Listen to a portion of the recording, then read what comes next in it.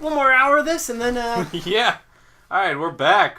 We're possibly gonna finish this. Probably not. Hey, I didn't go... Oh, it was your turn. I was going to say, hey, I changed the 9. radio All right, station. I'm getting the use of this. Is this an actual strategy, or... I don't know. It's like Mario. You kind of get a feel for it. I think if I go this way, it'll end faster. So I'm gonna go this way. Man, remember when you had an open mic? Yeah. I miss that. Rosebud was great, and then we were getting really good crowds, and then, oh, God, I don't want to badmouth anybody on this one, but we'd have a pretty good vibe, and then guys would come in and ruin it, and just destroy the room. Yeah, we're gonna bleep the name, but yeah. Like, this is the thing, if you've never, like, done comedy, or like, you know, like, you start out with open mics, you still go open mics, just keep yourself sharp, even when you're, like, you know, better. But, like, the open mics attract, like, crazy people that just want attention. And they're like, this could be my soapbox. Mm-hmm. The guy we're bleeping out used to just go up and read Goodnight Moon. Oh, he was just like, oh, I'm going to be so meta and pretend to be crazy. But he was just not funny. And it wasn't fair because it's not like you're doing something different. You're doing something different and you're just destroying the room. And it's not fair to the people that have to go after you. Because then they have nothing. Everybody goes out and smokes a cigarette when they see you coming. And then he'd try to get booked on our monthly showcase. And I told him, like, go talk to Nick. And Nick told him to go talk to me because we didn't want to just say no. Is Nick still doing comedy? I don't think so. Yeah. But anyways, blah, blah, blah. We had a really good open mic. We were getting like 50 or 60 people there every week. Yeah, you had one of my favorite open mics in the city. Because it was right after something closed. I forget. Maybe it was 6B or something. Yeah. And it was Sunday night. And it was the only Sunday night show. So everybody wanted to go there. So it was perfect. And then the fucking Rosebud, and this is why they're out of business now, they go, you know what? We're tired of hearing the same people all the time. We want to cancel the show and start doing a drag show instead. And it's a drag show in the middle of Somerville. And then the place closed within 4 months after that. Yeah. God, and we get... Oh, you know what? It was hard Damn it. when I had to negotiate a free pizza. Because they were like, you'll get a free pizza and all the PBRs you can have. And then I was drinking all the PBRs and I'm like, where's my fucking pizza? And then... Yeah. We'll bleep. Don't worry. So it was like, she'd always call me that day. And be like, yeah, so we booked a band that night. Oh, we booked a band that night when Nick and I were running the showcase. She'd always double book us. And then she's like, one time she's just like, oh, I'm sorry, I double booked you guys, but is it alright if we have the guy go in the middle of your set? Oh, like, I remember those. And then Nick just goes, fuck you. If it's another comedian, I don't want to have him, one of your little friends, going up there doing his little fag-bashing comedy and ruining our show. And then she goes, no, it's a band. I'm like, oh, yeah, they're fine. They can play. Oh, that's great. Yeah, I also, the woman whose name we're believing, I worked for her when she started her own bar, and it did not go well. She was great. She just didn't know what she was doing. She didn't. And, like, but she drank too much, too. I would, Oh, she was from Ireland. Yeah, but I would come in, and this is you, I would come in to, like, do work. Because, like, you know, she hired me to do work. And I'd be like, all right, let's come in. Let's, like, do an inventory. And I'd come in, and she just wouldn't be there.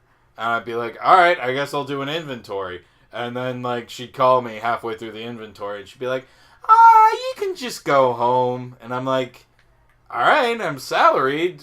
Like, are you sure? Nice lady. Gave me a decent salary. And, like, you know... good bartending shifts, just, like, did not know what she was doing. Oh, you got a friend! Nice. It's a lady. Oh, no, it's not. Shane. Shane! We should have seen a Shane coming. Yeah.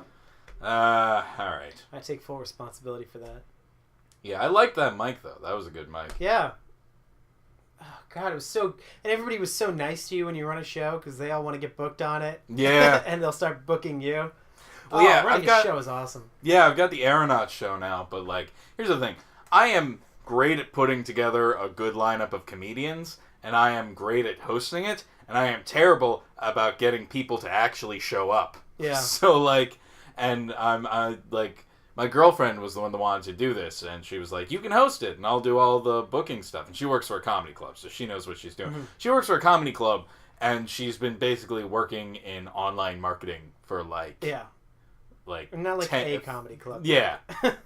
Pretty much the best, she works for the Comedy Studio. If you're ever in Boston, and you want to check out a comedy show, Comedy Studio, best place in the world. Listeners. Viewers, whatever you are. Anyway. Also, when I say in Boston, I mean in Cambridge. Yeah. Yeah, it's Boston. It's fine.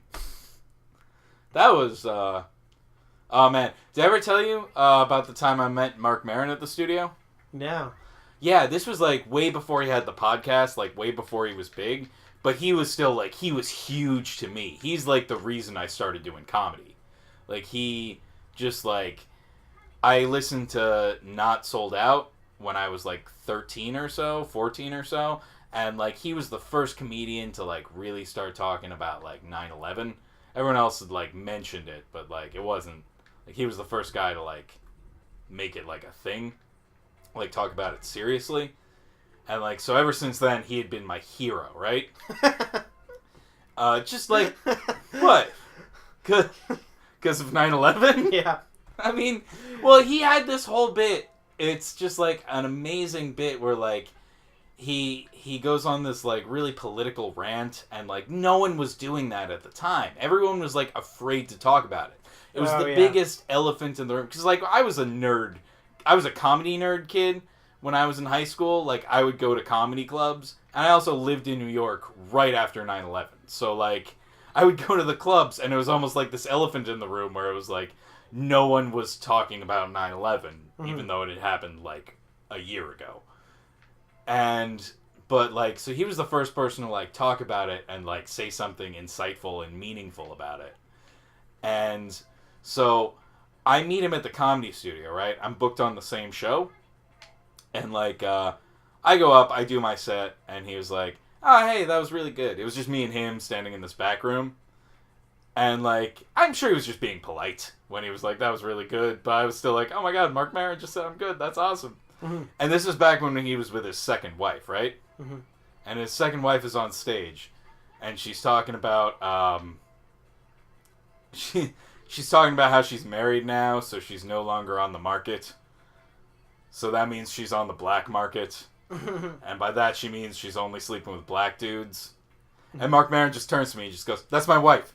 It's my wife up there talking about fucking black dudes. What am I supposed to do with that? I'm like, I'm 19, you're my hero. What am I supposed to do with this?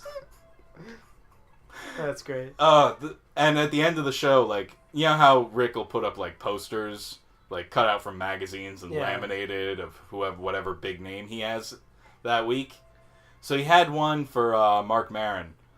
And he was like, he knows I'm a huge fan. So he, like, pulls me aside. And he's like, hey,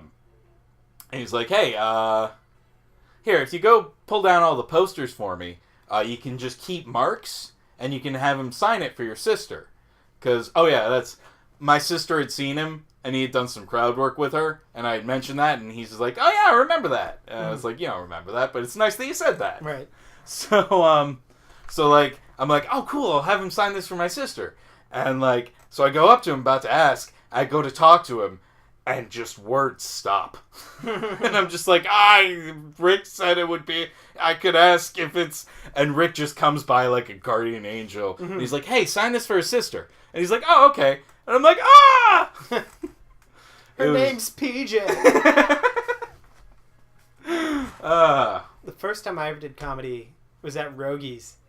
And before, some kid died there. Yeah. Rogies is a shitty pizzeria and massive bar where the staff murdered a guy. Allegedly. They basically, a bouncer threw him down some stairs, and instead of getting medical attention for him, they dragged him to the street and just left him. My understanding, again, allegedly, I think what happened is...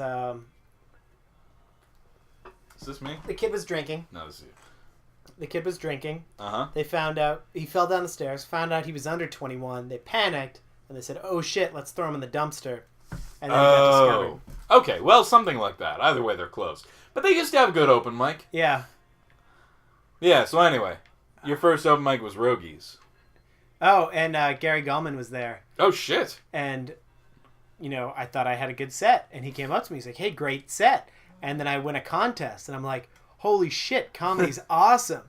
And then the next week I went up and wasn't there to laugh at my jokes. And it just went horrible. And I'm like, oh, this is what real comedy is. All right. Yeah. Is this, I think he quit comedy. Oh, good. He wasn't that funny. Yes, I stole your friend. What? Oh, and I'm Ashley. I just found that out. By the I way, can change the radio. We could have walked up to these people and just asked them to come to our party by now. Yeah. I want to float that there as a possibility. By the way, I'm a hot 16-year-old billionaire.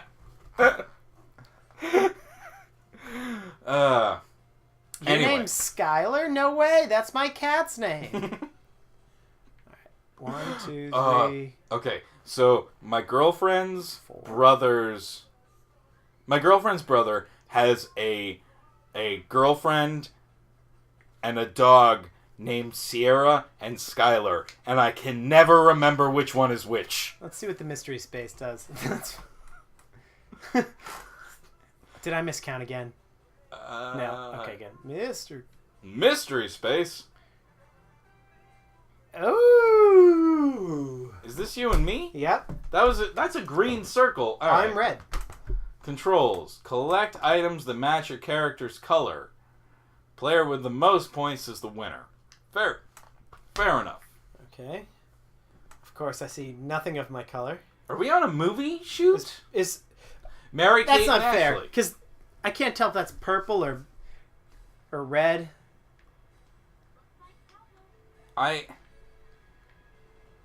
Shouldn't there be people to do this? Right. Like, is that red or green? I or think purple, it's just the two colors. So, get out of my way, bitch! I'm trying to move. I can't. There's a fan blowing, PJ.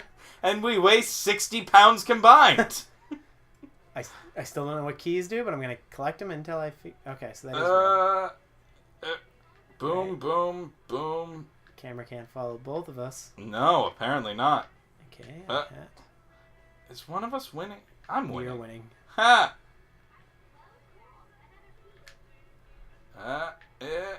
Do you think Mary Kate and Ashley Olsen got their period the same month? That's actually a really... You know what? If you're a twin in the comments, please let us know. Because I am now very fascinated by that. Like, you know how some twins are like, haha, I'm a minute older than you? Like, haha, I'm a woman? Like, that's gonna sting. I'm willing to bet we're not going to get a lot of female viewers. Mostly More viewers. based on... We'll see. Yeah, all this is recorded before In Glendale, anything is aired California. yet. So, see how this goes. Bonus time? Why did we earn bonus time? What did you do? Oh, guess we can stop playing. I win. Ah, you're upset.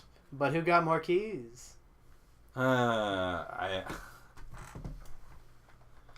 Holy shit. Holiday in the, movie Sun. in the Is background. that a real movie? Yep. Just think Google it. Looking Google it it. Alright, I'll keep playing the game while you Google.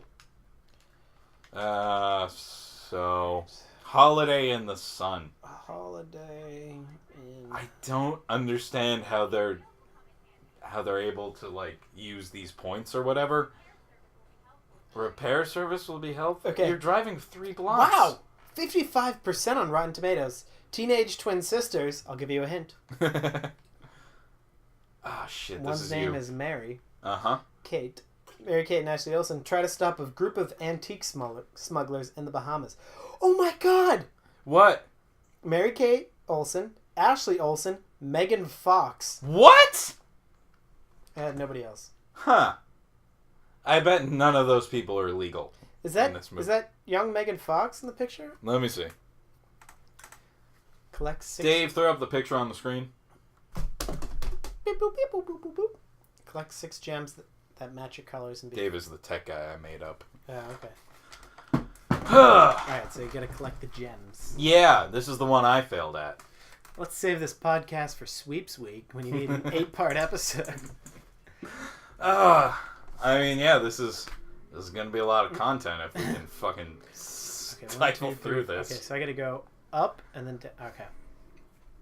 I can do this. This is not how rock climb walls work, by the way. These girls have spider powers. See? There's nothing. There's no. How are you doing this? Where's Alright, the gem? whatever. Is there any way to see the gems? No, there's no way. You have to memorize it as it pans down, and then just do that. I think we need to change the radio station. Not yet. I'm finding my groove, finally. I don't think these people have ever been rock climbing before they made this game. Is it the most gems, or do you need every... No, you need every gem, and then you go to the top. I think I got all mowed down here. Oh, if I missed one, though, I'm Hey, that one's a rupee. You dickhead. It is! It doesn't tell you how many gems of... No, I think... It's not like 1 of 7, 5 of 7. It's just like, they're gems! Fuck you! Alright, I found the gems. Now all I need to do is find the holograms. Is that enough? Hey! Alright. Whoa! Backflip! Good for you. Doubt you can do that in real life. At least from a standstill. Alright, this has been, we should probably bring this to a close. Yep, let's just blow up the system. Alright, we'll pick it up on the next one. Oh, I thought you mean together.